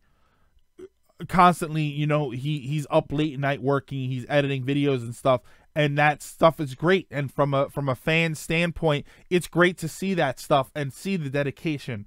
But I worry that people like that have it in their mindset that I have to keep working or I'm gonna lose it all. That their viewership's going to go down, people's interest in their content is going to go down, so they can't stop, because the second they stop, everybody else will stop caring. Some random Smitty, thank you for the bits.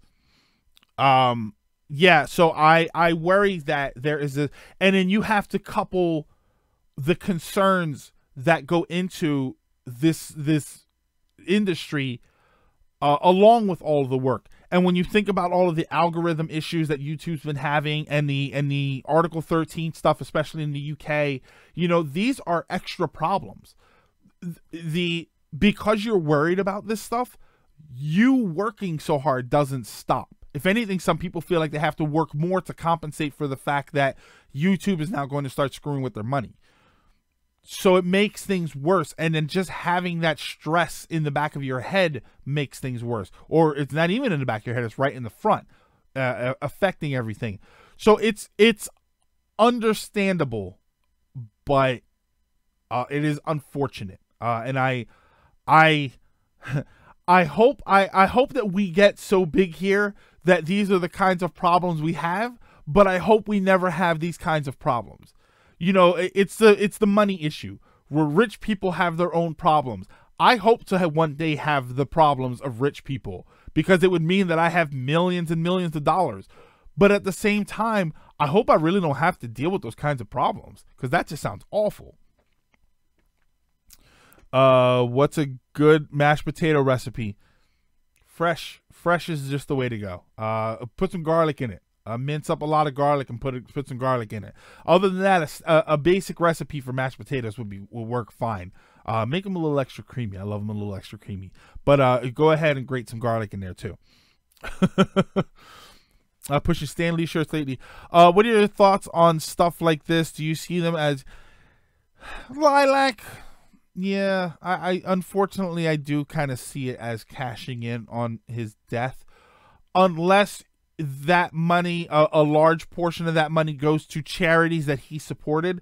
I would absolutely support the sale of a Rest in Peace Stan Lee t-shirt if you told me that 60% of those proceeds were going to literacy programs, were going to programs that helped get books and comic books and stuff into the hands of kids who need this sort of stuff, who need this, you know.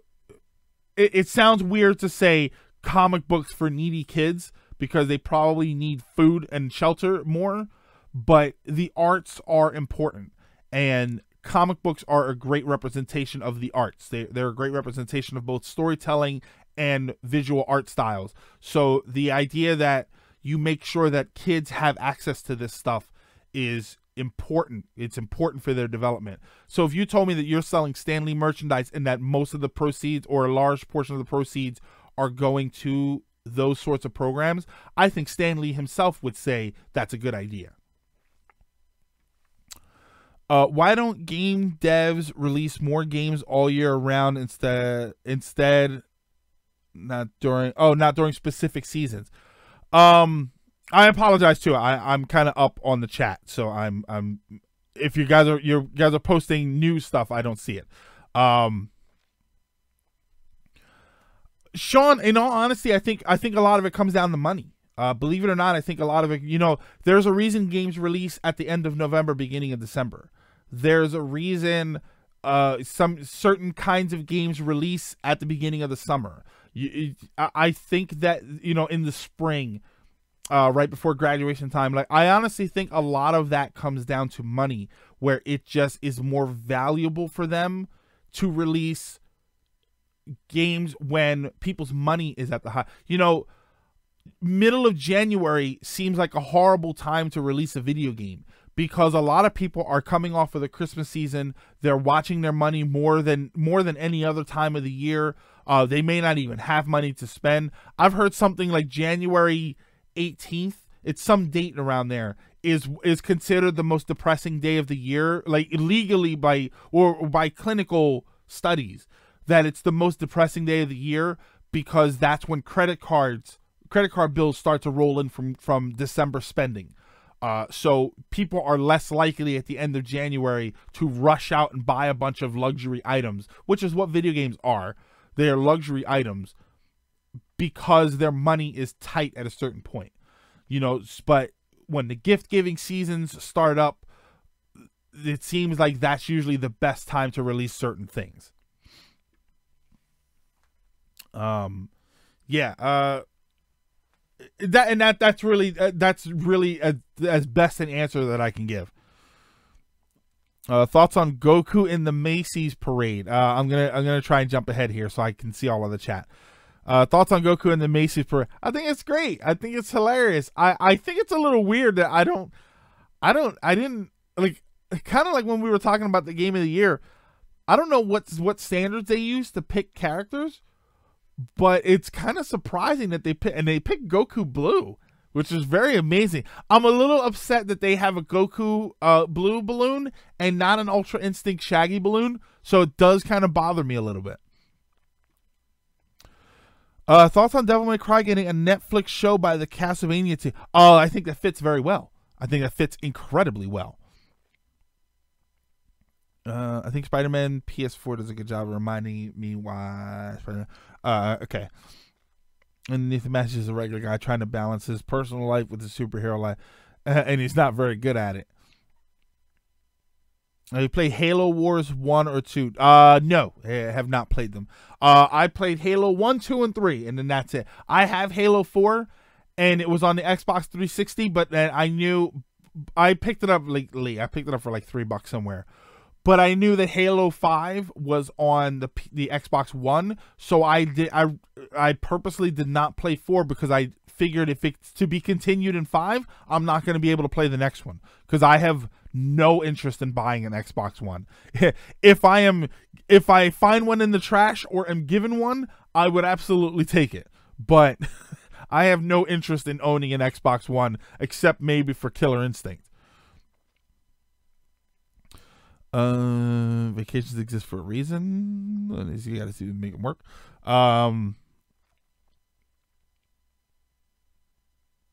Oh wait, goggles. I think I might have missed. Yeah, I might have missed a question about vacations. Hey, we're gonna jump down to the bottom. January 18th is the most depressing day of the year because everybody knows it can't compare to an event 2 days later. January 20th? What's January 20th? That's only 120. Greg, what's your favorite side dish for Thanksgiving? More turkey. No, my favorite side dish. That's tough. I can tell you that my Thanksgiving plate usually has turkey, stuffing, mashed potatoes, and corn. I like corn on the cob, but I do just like regular, like loose corn. Probably just mashed potatoes. I do really garlic mashed potatoes. I mentioned earlier, garlic mashed potatoes, freshly made garlic mashed potatoes. Amazing. If you ever had it, you'd understand. And then I take the corn and I mix it in with the mashed potatoes. Oh my God, I'm getting hungry. Mac and cheese. Mac and cheese. Yeah, right. Mac and cheese to me is a comfort food. I like cheapo mac and cheese, so I don't like it at Thanksgiving dinner. I know that the everybody does the mac and cheese, and it's got 3 different kinds of cheeses and a crumbly breadcrumb crust and all kinds of craziness involved. But I don't like my mac and cheese that way. I like the glowing orange powder, and like mac and cheese is as bachelor as I get. I become a complete generic bachelor when I'm home alone and I make mac and like I'll make a steak and I'll have it like it'll be all nice and I'll do everything in the plate and I fry it up in the pan and I put it in the oven and it's got butter on it. Like the steak will look like I served it at a restaurant. When I'm alone and I eat mac and cheese, I heat it up in the pan. I pour the glowing powder in there. I mix it all up. And then I sit there with the pan and eat it with a spoon, like right out of the pan. Like it becomes the most, like I said, the most bachelor thing I do is to eat mac and cheese when I'm by myself. And it's people, you might walk in and see me eating mac and cheese like that and think, oh my God, is everything all right? Candlelight dinner with nothing but mac and cheese. Potatoes are great comfort food. They're a good comfort food, but I usually do. I've tried the cheap mashed potatoes, like out of the powder out of the box that you add milk to, and I don't like it. I'm not single. I'm a bachelor. What kind of stuffing? Oh, like stovetop turkey stuffing. I don't like to get too crazy with my stuffing. I do like homemade stuffing, but I don't like stuffing's one of those things that people get really crazy. They try and get really creative with, and I don't need like scrambled eggs in the morning. I like eggs scrambled. That's it. I don't need slices of ham and cheese and green onions and a whole bunch of. I like eggs. That's really all I need. But I cut up bacon and put it in the eggs, or you could just leave the bacon on the side where it belongs. Don't like that fancy 18 cheese mac and cheese. No, I don't. It's comfort food. It's comfort food, and comfort food does not. It stops being comfort food when it gets too complicated to make. Hey, weird question. What do you think of a game where like the main character has forms based off cell phone apps? I don't know. It seems like there's a lot of licensing you'd have to get in order to make that game work. I'm up for any game as long as it's got an interesting premise and is made well. Pierogies, I don't think I ever had I know of pierogies. I just don't think I ever had one. I mean, dressing? What, like dressing like for salad? I don't like salads. I don't like salads. Sorry. Seafood stuffing sounds gross. Well, my mom used to the giblets, the basically the rest of the turkey that comes inside in a little bag. She used to boil that, and then when it was all the way cooked through, she would finally chop it up and then mix it into the stuffing. I did not like that at all, but she did it, and my mom babied me, so she took a little bit of the stuffing out before she did that, so that I would have some stuffing. Thoughts on cranberry sauce? Cranberry sauce is fine as long as you do exactly what you're supposed to do with cranberry sauce, which is you open up the can on both ends, you plop it down on the plate, you slide the can off of it, and there it sits on the table, shaped like a can, not being touched by anyone. The stuffing, you call it dressing. Okay, yeah. See, we always call it stuffing. And when I make the turkey, the stuffing goes in the turkey. The stuffing is cooked inside the turkey. I know a lot of people actually don't do that. When we go and we visit a bunch of people, and then we come back home and we go with Beth's mom. Like, we have dinner over there. I think she cooks the stuffing separately. When I do it, I have the stuffing, I mix it with the water, like all the ingredients together, and I stuff it in the turkey, and it goes in the oven, and that's the way I cook it. Yeah, giblets go to the animals always. Oh, okay, so you guys did that. I used to make chicken seasoned with curry, white pepper, and pour cream in the pan for sauce. Oh yeah, that sounds pretty good. Brown or white gravy? No, for me, no gravy. What I use is the oil in the pan. You know, when you baste the turkey, you suck it up and you put it right back on the turkey. I get a little cup of that, and I dip my turkey, and I pour that on my turkey, or I dip my turkey into that. I actually like that better than gravy. Just notice you got a tattoo in your hand. What is it? Japanese symbols for heaven and earth. They might say super salad. I don't know. I think of it this way. If they say heaven and earth or soup and salad or soup and salad, those are both very important choices. Yeah, always make dressing out. Yeah, Sean, she takes Beth's mom, she takes some of the pan drippings and mixes it with gravy so that the gravy has a little more flavor to it. Fried or baked turkey. We never did it. I've had the deep fried turkey, but we always bake our turkey. I did it one year in the crock pot. I have a big crock pot, so I did 1 year in there. It was like turkey breast, but I did it in there. I didn't like it. It cooked all the way through, but I like the skin brown and crispy, and it wasn't like that. Favorite soup, chicken noodle. Actually, no, I'm sorry. Chicken noodle or escarole soup. I think I'm saying that right. It's like an Italian soup. Oh, it's so good. Italian wedding soup. If you're looking for it, it's called Italian wedding soup. That's it. Oh, so good. Now I'm ridiculously hungry. Talking about that stuff was a mistake. That was definitely a mistake. All right. I mean, if anybody has one last, I'll take one. If anybody has one last topic, if not, we'll just wrap it up here. Wow, we actually ran long today. I haven't run long in a while. Hey, I just noticed that Hydrate Bot didn't show up. Ever at Clam Chowder? No, Clam Chowder is not for me. That's just not for me. Right with the word clam in there, I don't like it. Add a bit of flour and a few other spices to make the turkey drippings gravy. Ooh, Sean, I may have to try that this year. Looks like the stream lagged hard there, but I may have to try that this year. flour and a few others. I may just add flour and see how that works. Thoughts about Bitcoin?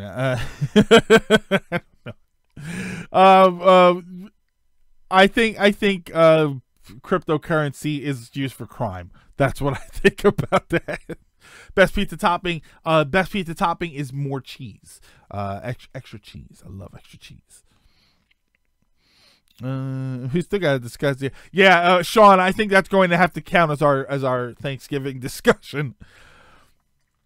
Oh, will we see you next week, or are you taking a Thanksgiving break? You will most likely see me during the week. I may not be streaming on Thanksgiving the day itself. Depending on what's going on, I will try to have a silver lining on Black Friday.